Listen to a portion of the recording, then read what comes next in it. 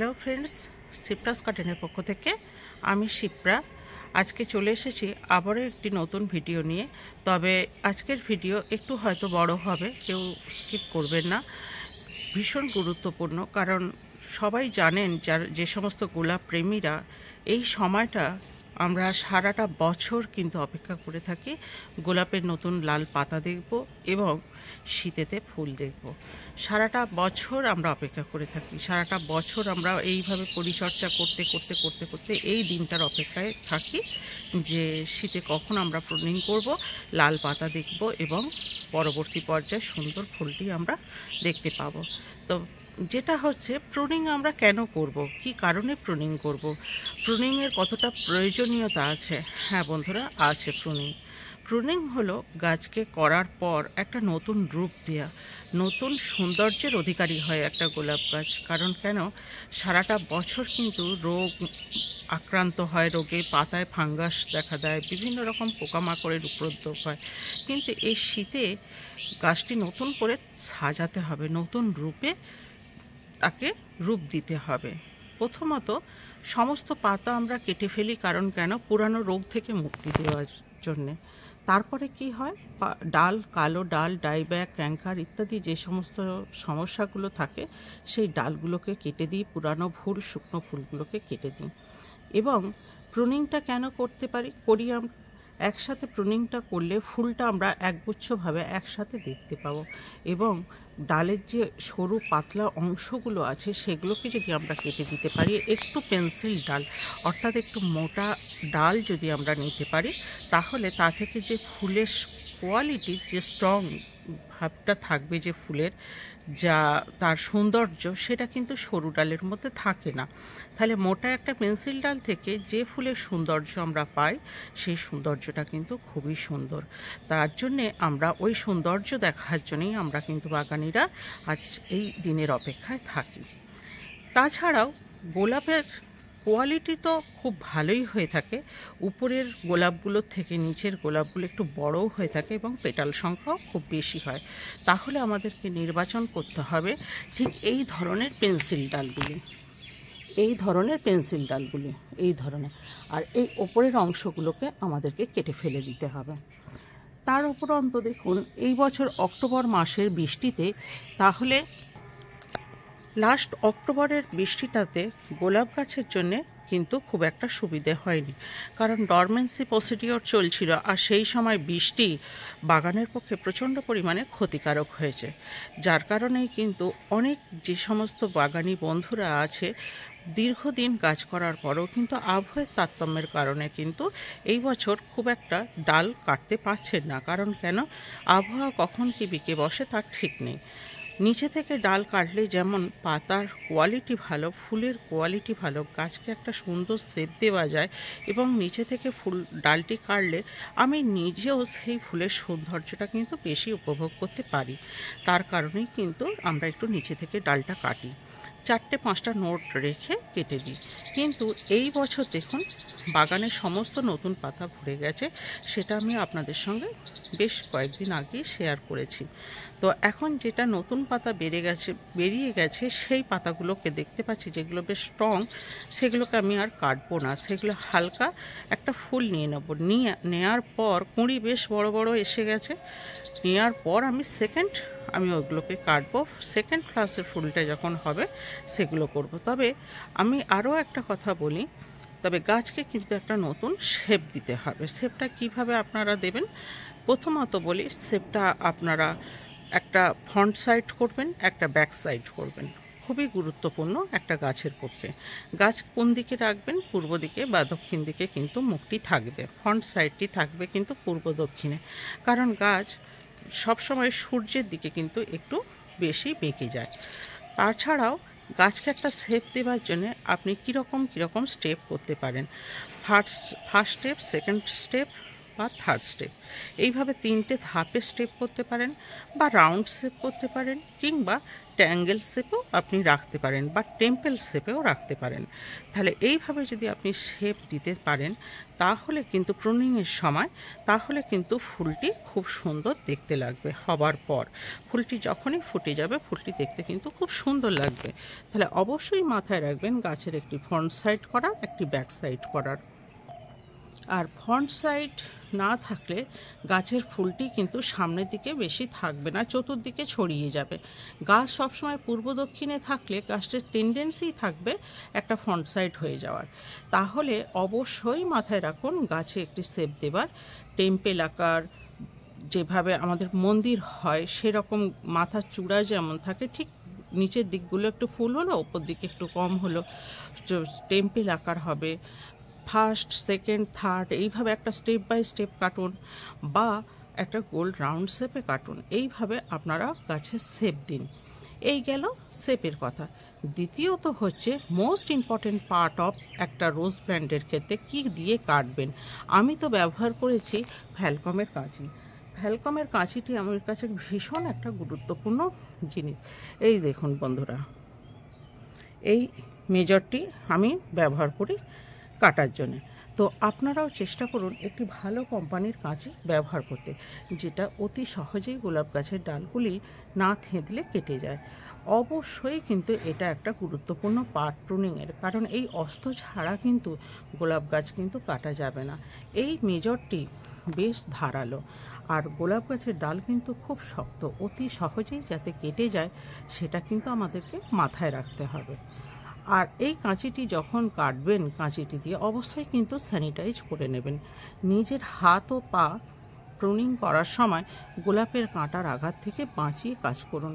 যেমন হাতে একটি গ্লাভস অবশ্যই পরবেন, দ্বিতীয়ত পায়ে কিন্তু জুতো থাকবে, হাতে কিন্তু ফুল একটি শার্ট ব্যবহার করতে পারেন, কভারযুক্ত পোশাক আপনি পরবেন যাতে গোলাপের আঁচড় আপনাকে আঘাত করতে না পারে। গোলাপ যেমন ভালোবাসার একটা প্রতীক, ঠিক কিন্তু কাঁটাও আছে আঘাতেরও প্রতীক। গোলাপ এতটাই সুন্দর গার্ডেন কুইন, তার মধ্যে যে সমস্ত রূপ, গুণ বা দোষ, ত্রুটি, রোগ ইত্যাদি থাকে, যে সমস্ত গোলাপ বাগানিরা বা গোলাপ প্রেমীরা গোলাপ নিয়ে কাজ করেন তারা কিন্তু খুবই ভালো মতো জানে যে গোলাপ কতটাই সৌন্দর্যের অধিকারী আর ঠিক ততটাই কিন্তু আঘাত দেয়। তা যতই আঘাত দিক আমরা কিন্তু এই দিনটার অপেক্ষায় ওই সৌন্দর্যের জন্যই বসে থাকি, প্রুনিং করে লাল পাতার সৌন্দর্য একসাথে দেখব বলে। তবে এই বছর অনেক বাগানি কিন্তু এক ঝাঁকে একভাবে লাল পাতা দেখার সুযোগ কিন্তু খুব কমই হবে। কারণ কেন বলছি, আবহাওয়ার তারতম্যের জন্য গাছ কখন কি যে বেঁকে বসবে তার ঠিক নেই।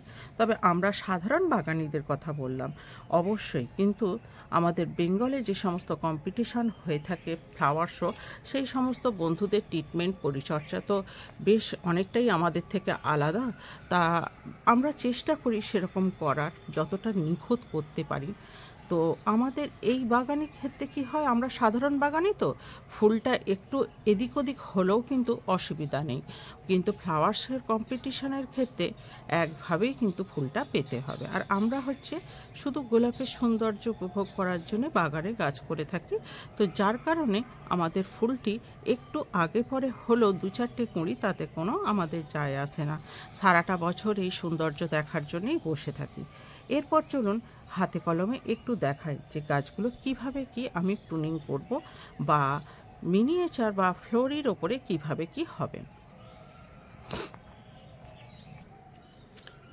যে সমস্ত নতুন বাগানিরা এক বছরের কম বাগানে গাছ আছে সেই সমস্ত বাগানিদের ক্ষেত্রে বলছি, এই যে একটি গাছ আছে আমার, দেখুন বেশ বড় বড় কিন্তু কুঁড়ি হয়ে গেছে, পুরানো পাতা প্রায় সব ঝরে গেছে, দু একটা পাতা আছে বললে তাও নেই, কিন্তু শুকনো ফুলটি আছে। একটা সব ট্রিমিং করতে চাইছেন বা সব প্রুনিং করতে চাইছেন, সেক্ষেত্রে কি করবেন? প্রথমেই বলি, এই যে কালো ডালগুলো আছে সেগুলোকে কেটে ফেলে দিতে হবে।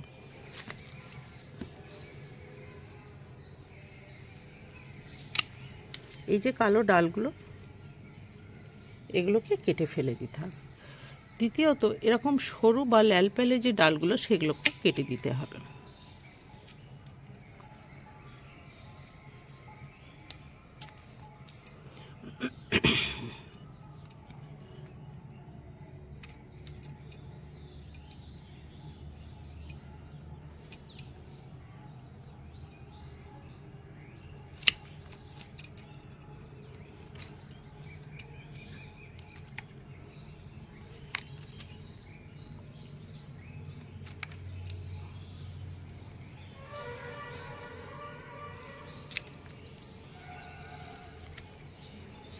শুকনো পাতা ফুল অবশ্যই কেটে দেবেন।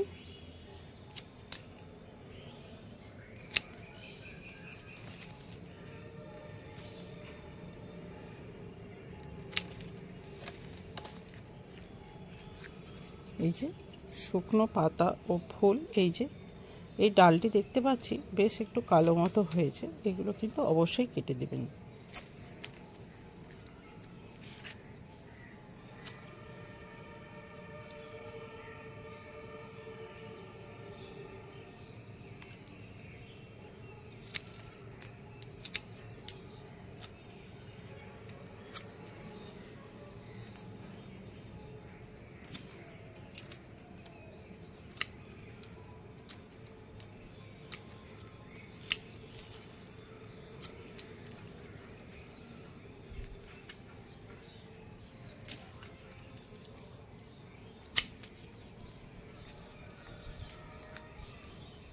এইভাবে ধীরে ধীরে পরিষ্কার করতে হবে, একটু দেখে শুনে করতে হবে। এটা হচ্ছে একটা ডাচ ভ্যারাইটি রোজ। এইভাবে পুরো শুকনোগুলোকে কেটে দেবেন। দেবার পর কি হবে, এই যে ফুলগুলো আছে কুঁড়িগুলো, একটা গ্লাস ফুল ফুটে গেলে আবার এই যে নতুন করে যে বাডগুলো আসবে তার সাথে এগুলোকে একটা রাউন্ড পুরো ছাঁটবেন। তাহলে কি হবে, এটা একসাথে ফুলটা আবার পাওয়া যাবে। তবে এটা প্রুনিংয়ের ক্ষেত্রে এইভাবে নয়, এটা আমি একটা শেপ দেওয়ারও চেষ্টা করছি না, এটা জাস্ট একটা যে সমস্ত বাগানিরা নতুন সেক্ষেত্রে একটা হালকা বোঝাবার চেষ্টা করছি। প্রুনিং করতে গেলে কিন্তু পুরো এই লাল পাতা সমস্ত ফেলে দিতাম, পুরানো পাতা যদি হতো এগুলো, আর এই সমস্ত সবই কেটে দিতাম। আর এই স্টেমগুলোকে আমরা নির্বাচন করতাম, দিয়ে একটা লুক দেবার চেষ্টা করতাম। তবে এই গাছটির বয়স খুব বেশি নয়, তাই আমি এটাকে প্রুনিং করছি না। লাল পাতা তো পুরো বেরিয়ে গেছে, তাই এটাকে আমি প্রুনিং করছি না, এটাকে একটা সফট প্রুনিং করছি।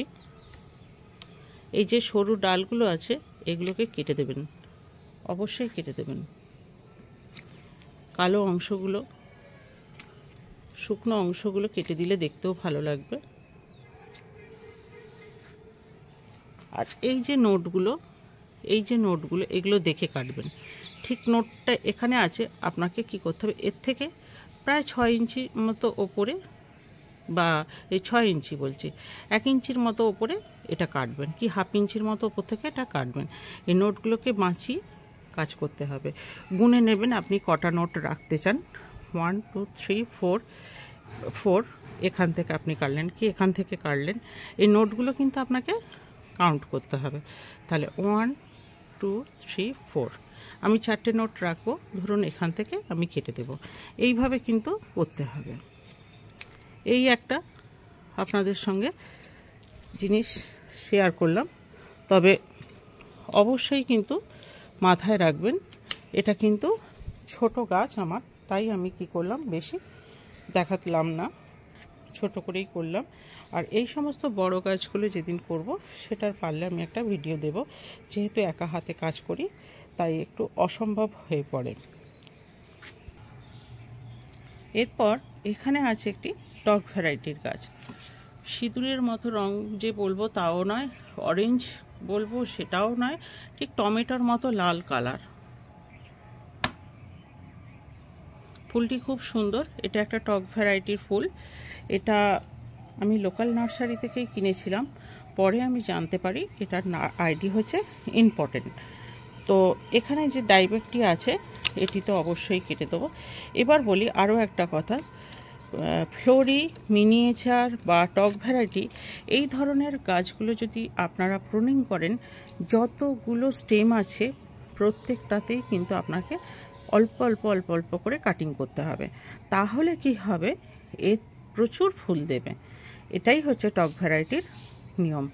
যেমন ধরুন এখানে একটি ডাল আছে, এই ডালটিকে আমি কাটবো, একটু করে পিঞ্চিংয়ের মতো করে দেবো। একটু কাঁচিটাকে ক্যারাচে করে কাটবেন।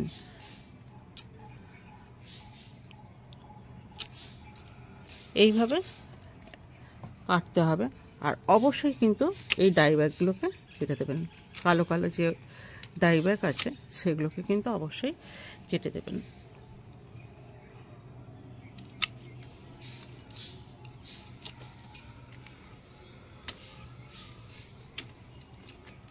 তো বন্ধুরা, আমি চেষ্টা করছি আপনাদের সাথে এটা শেয়ার করার যতটা পেরেছি।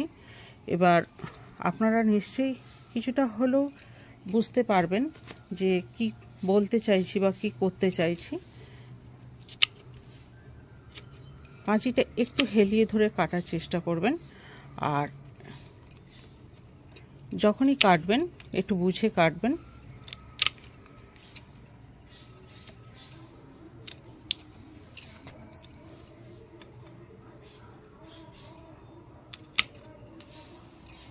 এইভাবে আমি এই কাজটা কমপ্লিট করতে থাকি। ততক্ষণ আপনারা কিন্তু অবশ্যই লাইক কমেন্ট করবেন, শেয়ার করবেন, আর চ্যানেলে যদি নতুন হয়ে থাকেন অবশ্যই সাবস্ক্রাইব করবেন। সিপ্রাস গার্ডেনের পক্ষ থেকে এই শীতে সকল বাগানীদের শুভেচ্ছা রইল। নতুন ফুল দেখার জন্যে বাগানীরা যে এতদিন কষ্ট করেছেন, আমার বন্ধুদেরকেও শুভেচ্ছা রইল।